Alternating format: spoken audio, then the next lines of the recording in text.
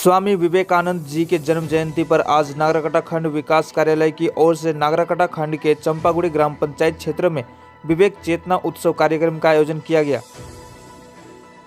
जिसमें नागरकटा क्षेत्र के छात्राओं के लिए सांस्कृतिक कार्यक्रम, कला प्रतियोगिता तथा फुटबॉल प्रतियोगिता का भी आयोजन किया गया था। इस कार्यक्रम में मुख्य रूप से उपस्थित थे खंड विकास अधिकारी विपुल कुमार मंडल, तृणमूल ब्लॉक प्रेसिडेंट मनोज मुंडा, आशुतोष बोस तथा जिला परिषद गणेश उरांव, चंपागुड़ी ग्राम पंचायत प्रधान बबीता कछुआ और चंपागुड़ी अंचल प्रेसिडेंट रमेश तिर्की आदि। आज स्वामी विवेकानंदर 158तम जन्मदिन, সেই জন্মদিন উপলক্ষে জন্মজয়ন্তীর অনুষ্ঠান আমাদের নাগরাকাটা ব্লকের অন্তর্গত চম্পাগুড়ি জিপিতে অনুষ্ঠিত হচ্ছে। আমরা সকালে প্রভাত ফেরির মাধ্যমে এই অনুষ্ঠানের সূচনা হয়েছে। পরবর্তী সময় আমরা গ্রাম পঞ্চায়েতের এই মিটিং হলে আমরা বাকি অনুষ্ঠানগুলো করছি।